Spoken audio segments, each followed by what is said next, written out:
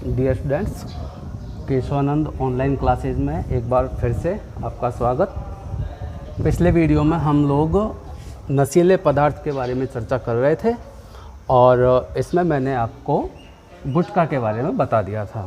ठीक है, तो आज हम लोग अगले नशीले पदार्थ के बारे में चर्चा करेंगे, टॉक्सिक सब्सटेंस के बारे में चर्चा करेंगे और वो है तंबाकू।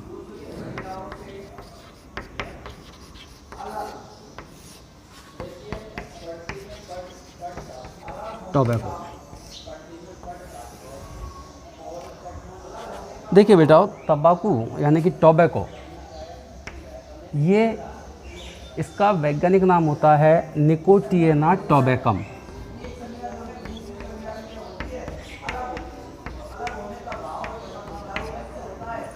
निकोटिएना टोबैकम।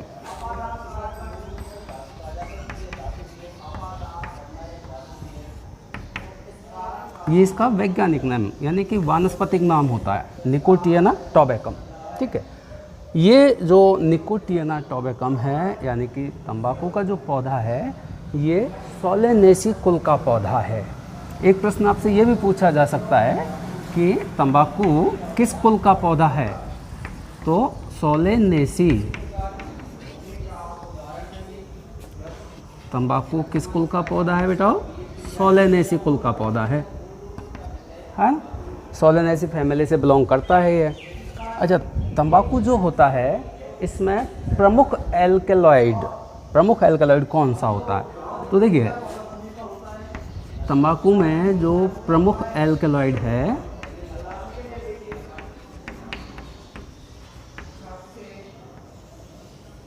ये है बेटा निकोटीन।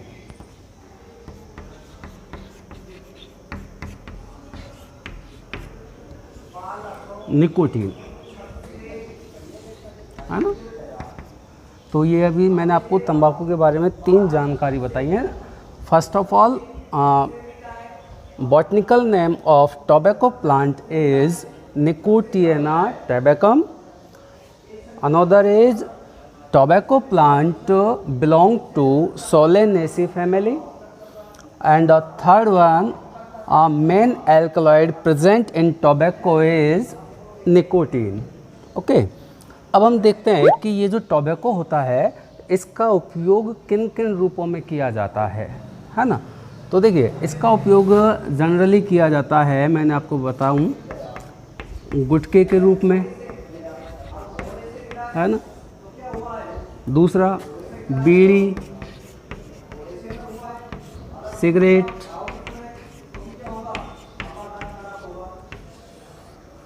हुक्का,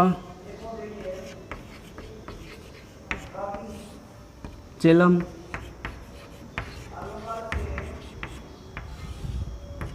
इसके अलावा मंजन के रूप में भी, है ना?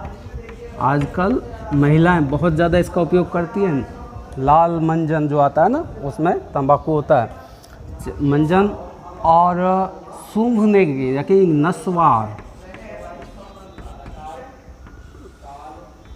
नस्वार, ऐसा ही मंजन का जैसा पाउडर होता है जिसको सूंघा जाता है ना? तो उससे भी नशा होता है, तो नस्वार के रूप में।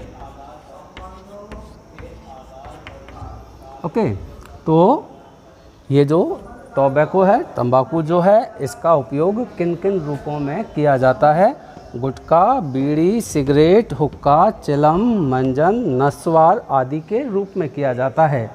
ठीक है, अब हम बात करते हैं कि इसके जो बैड इफ़ेक्ट्स हैं टोबैको के, वो क्या हैं? तंबाकू के दुष्प्रभाव क्या हैं?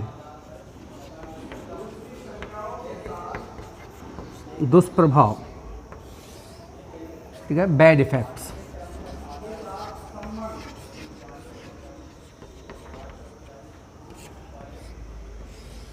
बैड इफ़ेक्ट्स क्या है? देखिए, सबसे पहली बात तो ये है,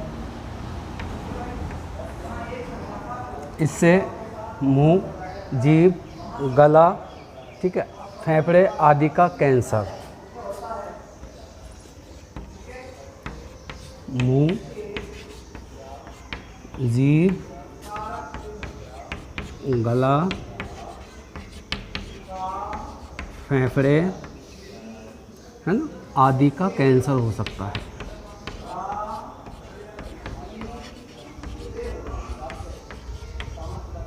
आदि का कैंसर हो सकता है। मतलब mouth, tongue, throat and lungs. Mouth, tongue, throat, lungs, इनमें कैंसर हो सकता है। दूसरा आप देखें, ये जो टोबैको होता है इसका उपयोग जब हम बीड़ी, सिगरेट, हुक्का, चिलम इनमें जब हम करते हैं तो हमको पता है कि इनमें तंबाकू का उपयोग जला करके किया जाता है। बीड़ी, सिगरेट, हुक्का, चिलम इनमें जो टोबैको होता है उसको जलाया जाता है, बर्न किया जाता है। और तंबाकू के जलने से बेटाओ कार्बन मोनोऑक्साइड गैस बनती है।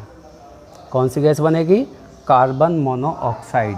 और ये कार्बन मोनोऑक्साइड गैस हमारे रुधिर में, हमारे ब्लड में, ठीक है, घुल कर के जो हमारे आरबीसी हैं, लाल रक्त कणिकाएं, उनको नष्ट करती है, उनको डैमेज करती है, उनको ख़त्म कर देती है।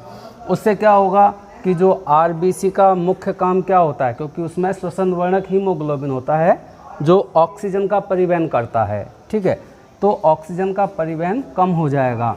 तो तंबाकू का दूसरा जो बैड इफेक्ट है, जो दूसरा दुष्प्रभाव है, वो है कार्बन मोनोऑक्साइड रुधिर में उपस्थित आरबीसी, लाल रक्त कणिका, रेड ब्लड कार्पसल्स को नष्ट करती है।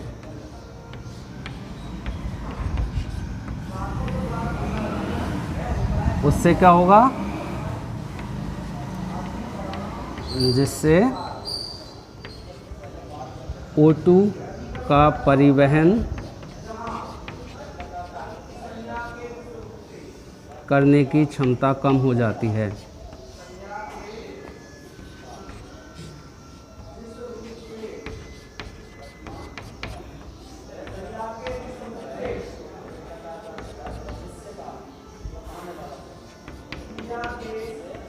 कम हो जाती है, ठीक है बेटा। तो दूसरा जो इसका बैड इफ़ेक्ट है, दुष्प्रभाव है, वो ये है कार्बन मोनोऑक्साइड, जो कि तंबाकू को जलाने से उत्पन्न होता है। ये रुधिर में उपस्थित आरबीसी को नष्ट कर देता है, जिससे ऑक्सीजन को परिवहन करने की क्षमता कम हो जाती है। थर्ड, जो इसका थर्ड बैड इफेक्ट है वो ये है कि ये जो तंबाकू है, यदि इसका उपयोग कोई गर्भवती महिला करे तो उसके गर्भ में पल रहे भ्रूण का विकास रुक जाता है, ठीक है। गर्भवती प्रेग्नेंट लेडी है ना, गर्भवती महिलाओं द्वारा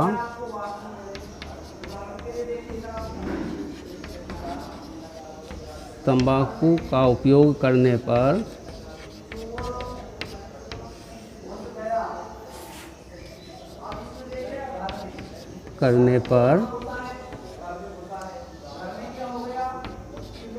भ्रूण का विकास, डेवलपमेंट ऑफ एम्ब्रियो, है ना, भ्रूण का विकास बाधित हो जाता है, बाधित हो जाता है।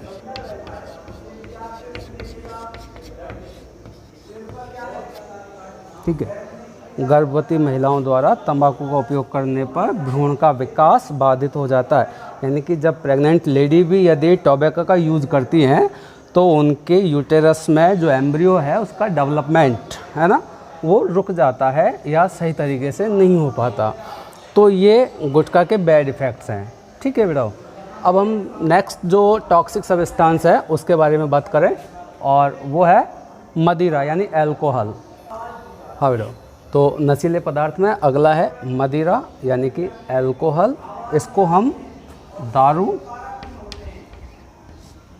शराब, है ना, आदि के नाम से भी जानते हैं। मदिरा यानी कि अल्कोहल, इसका मुख्य घटक होता है एथेनॉल।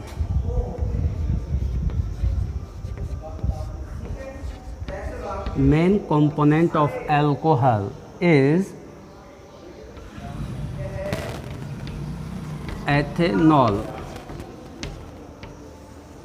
है ना, इसको एथिल अल्कोहल भी कहा जाता है।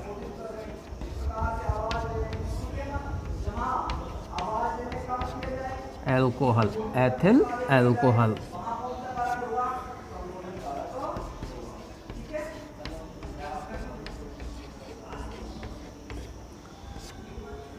एथिल अल्कोहल भी इसको हम कहते हैं, एथेनॉल को, जो कि अल्कोहल का मेन कंपोनेंट यानी कि मुख्य घटक होता है।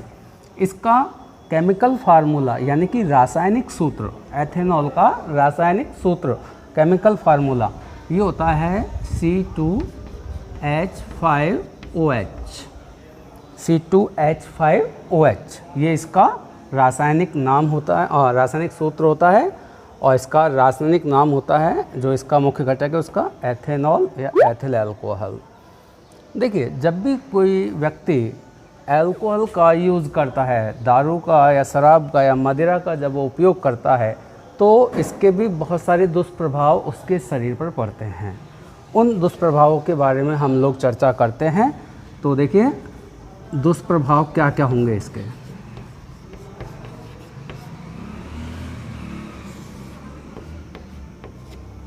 ठीक है, नंबर 1, जब भी कोई व्यक्ति अल्कोहल का यूज़ करता है, दारू या शराब का यूज़ करता है, तो इसका जो केंद्रीय तंत्रिका तंत्र है वो प्रभावित होता है।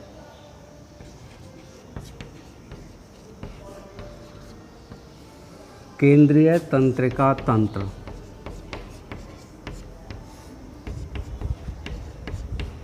CNS, सेंट्रल नर्वस सिस्टम, ठीक है ना, सेंट्रल नर्वस सिस्टम ये प्रभावित होता है।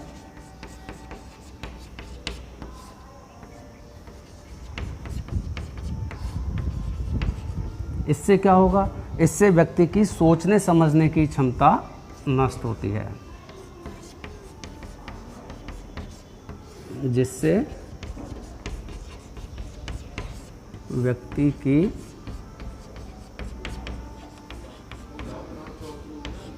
सोचने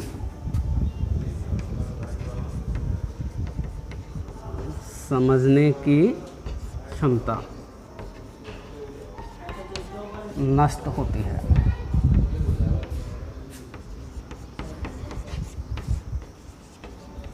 मतलब उसकी थिंकिंग पावर, थिंकिंग कैपेसिटी जो है और अंडरस्टैंडिंग कैपेसिटी वो ख़त्म हो जाती है। इसके अलावा उसकी जो याददाश्ती है, मीन्स मेमोरी,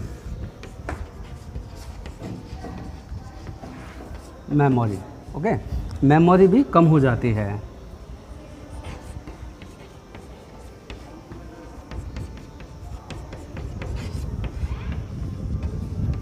ठीक है, तीसरा, ये जो अल्कोहल है ये उसका जो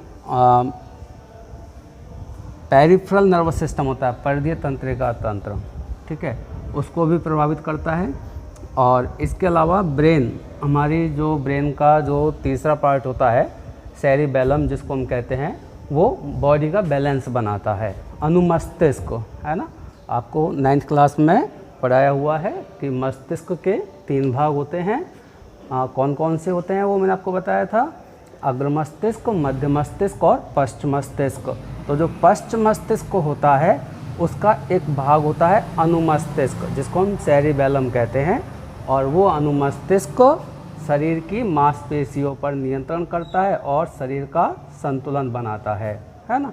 तो अल्कोहल का यूज़ करने पर, शराब का यूज़ करने पर जो अनुमस्तिष्क है वो भी प्रभावित हो जाता है। उससे क्या होगा कि व्यक्ति का शारीरिक संतुलन नहीं बनता और वह लड़खड़ाकर चलने लगता है। तो यहाँ हम लिखेंगे शारीरिक संतुलन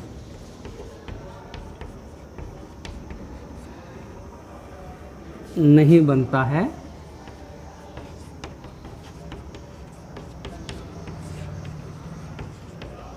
जिससे व्यक्ति लड़खड़ाता है।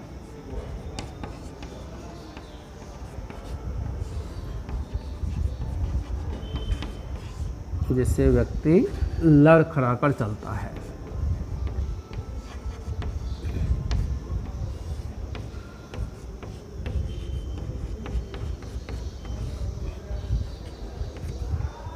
ठीक है बेटा, ये तो हो गए इसके अल्कोहल के कुछ दुष्प्रभाव।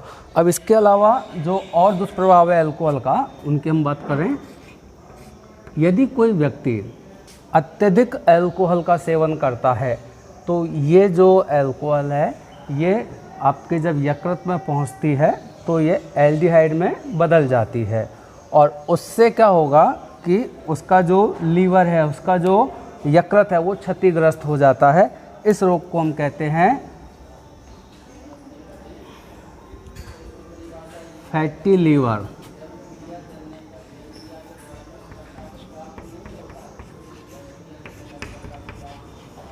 फैटी लीवर डिजीज, ठीक है ना। वसीय यकृत रोग, वसीय यकृत रोग, ठीक है ना, ये होता है। मतलब अल्कोहल के ज़्यादा कंजप्शन से, ज़्यादा यूज़ करने से जो लीवर होता है वो डैमेज हो जाता है, क्षतिग्रस्त हो जाता है। इस रोग को हम कहते हैं फैटी लीवर यानी कि वसीय यकृत रोग। इसके अलावा एक और रोग होता है, उसको हम कहते हैं liver cirrhosis. Liver cirrhosis. Telegram yang bisa Anda download secara gratis pada link deskripsi yang ada di bawah video ini. Liver cirrhosis, ठीक है ना बेटा। तो ये दो रोग हैं, एक तो फैटी लीवर और दूसरा लीवर सिरोसिस। इसके अलावा नंबर 5 पे सबसे इम्पॉर्टेंट है कि व्यक्ति जब मदिरा या अल्कोहल का यूज़ करता है तो उसकी सामाजिक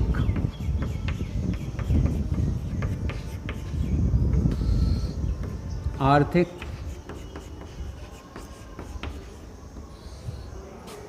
व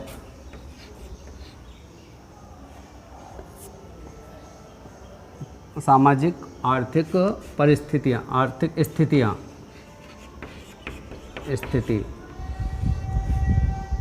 कम हो जाती है।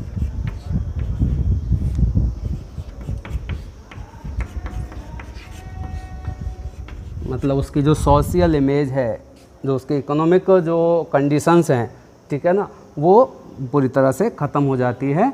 तो ये इसके बैड इफ़ेक्ट हैं अल्कोहल के। सबसे पहला CNS को प्रभावित करता है, जिससे व्यक्ति की सोचने समझने की क्षमता ख़त्म हो जाती है। मेमोरी पावर यानी कि याददाश्त भी कम हो जाती है। उसका बॉडी बैलेंस नहीं होती है, जिससे वो लड़खड़ा कर चलता है। और इसके ज़्यादा कंजप्शन से, ज़्यादा उपयोग करने से फैटी लीवर यानी कि वसीय यकृत रोग और लीवर सिरोसिस हो जाता है। और सबसे अंत में मैंने आपको बताया कि इसकी सामाजिक और आर्थिक स्थितियाँ भी कमज़ोर हो जाती हैं, ठीक है। तो ये आपका नशीला पदार्थ अल्कोहल कंप्लीट हुआ। इसके बाद नेक्स्ट जो होगा वो होगा, हाँ बेटा, अगला नशीला पदार्थ है अफीम यानी कि ओपियम, है ना। तो अफीम का उपयोग भी नशे के लिए किया जाता है। और ये जो अफीम है इसका बॉटनिकल नेम, वानस्पतिक नाम होता है पेपेवर सोमनीफेरम।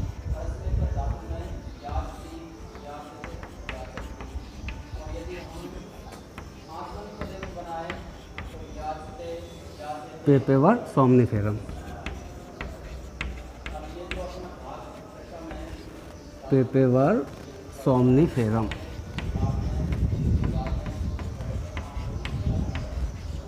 ठीक है बेटा। तो ये इसका वानस्पतिक नाम होता है पेपेवर सोमनीफेरम, और ये कच्चे फल की भित्ति से जो दूध निकलता है उससे प्राप्त की जाती है। पेपेवर सोमनीफेरम का जो कच्चा फल होता है उसकी भित्ति से जो दूध निकलता है उससे अफीम प्राप्त की जाती है। लेटेक्स जो निकलता है, लेटेक्स होता है एक्चुअली, उससे अफीम प्राप्त की जाती है ना। अब ये जो अफीम होता है इसमें एल्केलॉइड, ठीक है।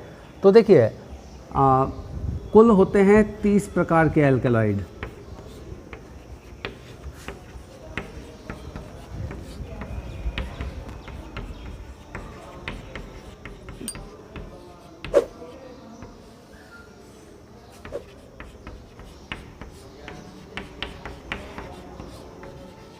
अफीम में कुल 30 प्रकार के एल्केलॉइड पाए जाते हैं। इनमें से जो प्रमुख हैं,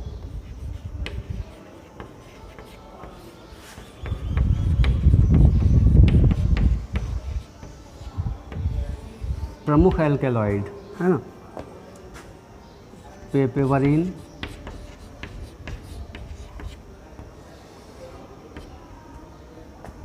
सोमनिफेरिन,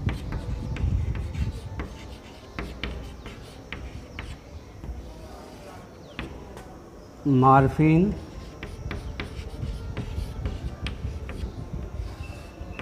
कोडीन,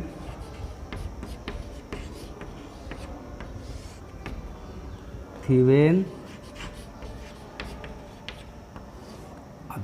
आदि। तो ये कुछ प्रमुख एल्कलॉइड हैं जो अफीम में यानी कि ओपियम में पाए जाते हैं। कौन कौन से हैं? पेपेवरीन, सोमनिफेरिन, मार्फिन, कोडीन, थीवेन, है ना। ध्यान रखना अफीम में निकोटीन नहीं होता है। ओके, तो ये देखिए इनमें से ये जो मार्फिन और कोडीन, ये जो दो एल्कलॉइड हैं, इनका उपयोग किया जाता है दर्द निवारक औषधि बनाने में। पेन किलर जो ड्रग्स होती हैं जिनको एनाल्जेसिक कहा जाता है, उन्हें बनाने में मार्फिन और कोडीन का उपयोग किया जाता है। तो मार्फिन और कोडीन याद रखना है आपको, इनका उपयोग किया जाता है दर्द निवारक औषधि बनाने में।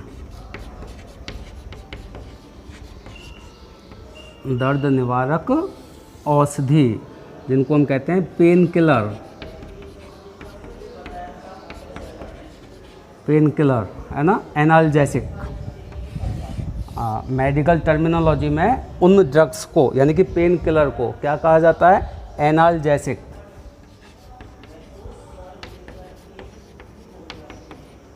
एनाल्जेसिक है ना, एनाल्जेसिक कहा जाता है। तो मार्फिन और कोडीन इनका उपयोग किया जाता है दर्द निवारक औषधि बनाने में। ठीक है, अब हम बात करते हैं कि इसके बैड इफ़ेक्ट क्या हैं। तो जो अफीम होता है इसका वैसे तो उपयोग सुख और आनंद की अनुभूति के लिए किया जाता है, लेकिन इसके जो बैड इफ़ेक्ट हैं उनमें यह है कि अफीम का नियमित रूप से उपयोग करने पर जो हमारा प्रतिरक्षा तंत्र है, इम्यून सिस्टम, ठीक है, वो क्षतिग्रस्त हो जाता है, डैमेज हो जाता है। तो इसके दुष्प्रभाव, अफीम के दुष्प्रभाव, bad effects of opium plant, opium. तो मेन इसका यही है कि प्रतिरक्षा तंत्र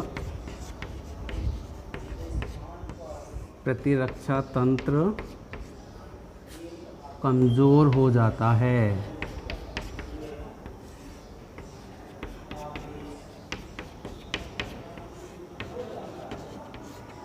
है ना, इम्यून सिस्टम बोलते हैं इसको।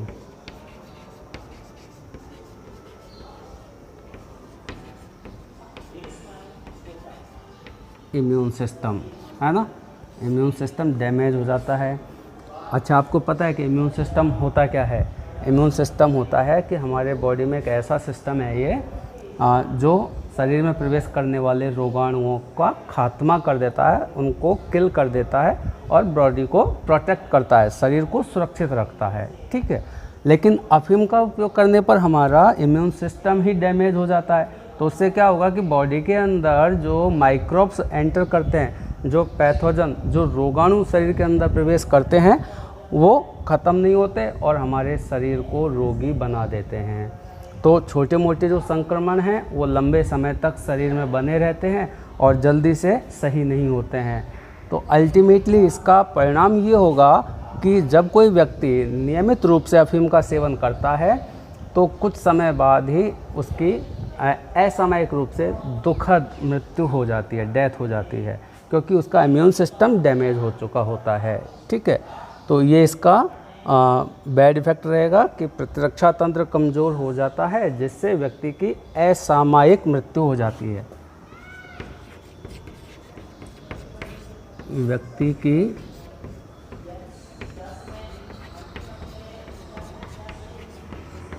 असामयिक दुखद मृत्यु हो जाती है। दुखद मृत्यु हो जाती है।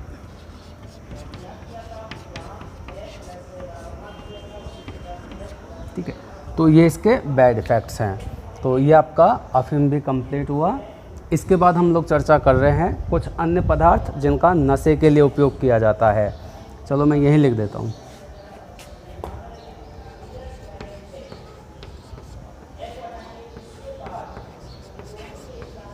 अन्य नशीले पदार्थ, ठीक है। अदर टॉक्सिक सब्सटेंस, अभी तो हम बात कर रहे थे नशीले पदार्थों की, टॉक्सिक सब्सटेंस, उसमें मैंने आपको बताया गुटखा, तंबाकू, अफीम, मदिरा, है ना। इसके अलावा जो अन्य नशीले पदार्थ हैं वो कौन कौन से हैं, देखिए सिर्फ एग्जाम्पल है, बाकी और इसकी ज़्यादा कुछ नहीं है। जैसे गांजा, भांग, yang bisa Anda download secara gratis pada link deskripsi चरस, ada di bawah video ini. Oke, ini yang pertama. Heroin, smack, है ना, ये कुछ अन्य पदार्थ हैं। इनके अलावा एक होता है LSD। LSD, LSD का पूरा नाम होता है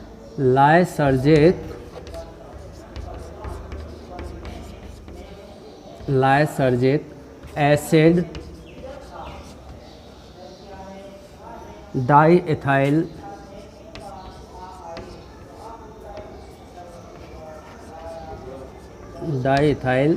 एमाइड।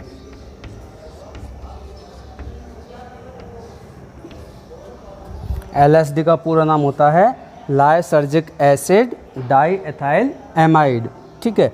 तो ये अदर टॉक्सिक सब्सटेंस हैं, अन्य नशीले पदार्थ हैं, गांजा, भांग, चरस, हेरोइन, स्मैक और LSD, ठीक है। LSD का पूरा नाम पूछा जा सकता है, तो आपको याद रखना है LSD का पूरा नाम होता है लाइसर्जिक एसिड डाईएथाइल एमाइड, ठीक है बेटा। तो ये तो हुए नशीले पदार्थ जो नशे के लिए बने हैं। अब इनके अलावा इसी टॉपिक में हम लोग डिस्कस करेंगे कुछ दवाइयाँ। बेटा देखो बेटा, नशे के रूप में उपयोग की जाने वाली दवाइयाँ यानी कि medicines used as toxicant substance, है ना, कौन कौन सी है। देखिए वैसे तो दवाइयाँ जो होती हैं जीवन को बचाने के लिए डॉक्टर द्वारा प्रिस्क्राइब की जाती है और उन्हें हम लेने पर ठीक हो जाते हैं, लेकिन कुछ दवाइयाँ ऐसी भी हैं जिनका उपयोग व्यक्ति नशे के लिए भी करता है। तो इस टॉपिक में आपको उन दवाइयों का नाम मैं आपको बता रहा हूँ कि वो मुख्य रूप से कौन कौन सी दवाइयाँ हैं जिनका उपयोग नशे के लिए किया जाता है। तो देखिए कफ सिरप, है ना, कफ सिरप में मुख्यतः एल्कोहल होता है बेटा, है ना, जिसका उपयोग व्यक्ति नशे के लिए भी करता है। इसके अलावा और जो दवाइयाँ हैं नाइट्राजिपाम,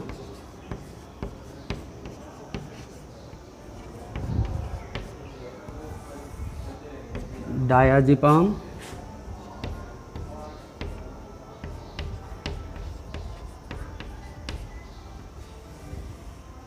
है ना, ये दोनों निद्राकारी यानी कि जिन व्यक्तियों को नींद नहीं आती है डॉक्टर उन व्यक्तियों को ये दवाइयाँ प्रिस्क्राइब करता है, नाइट्राजिपाम और डायाजिपाम। ये निद्राकारी औषधियाँ हैं, ठीक है। तो इनका भी उपयोग नशे के लिए किया जाता है। इसके अलावा ब्यूप्रिनोफ्रिन,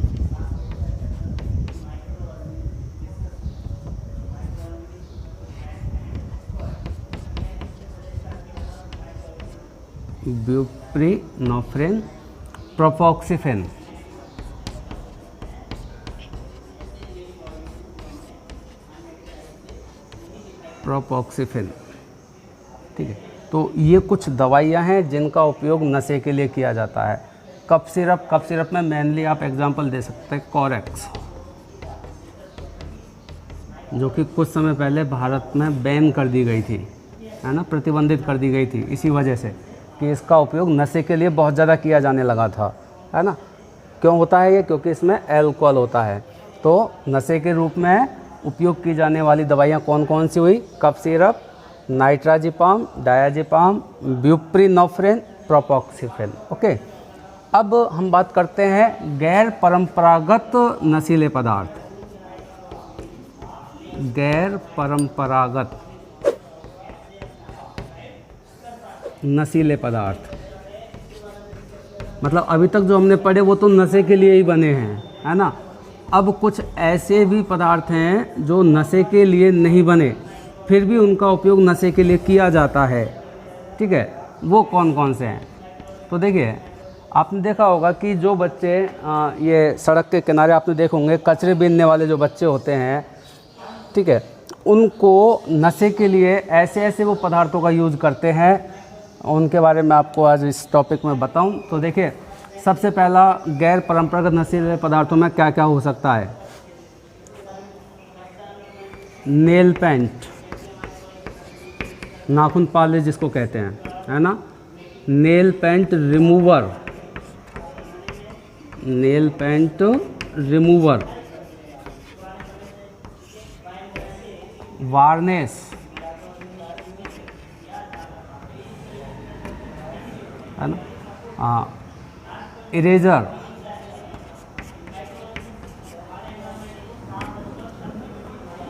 शाही जिसको हम कहते हैं परमानेंट मार्कर इंक,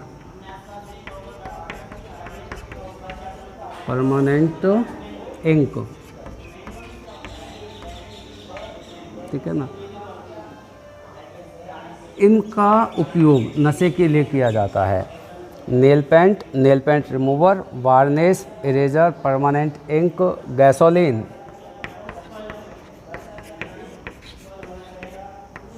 ठीक है। अब देखिए, होता क्या है बेटाओ कि जो ये कचरे बीनने वाले जो बच्चे होते हैं वो इनको एक कपड़े पर डाल के और तेज़ी से उसको सूंघते हैं।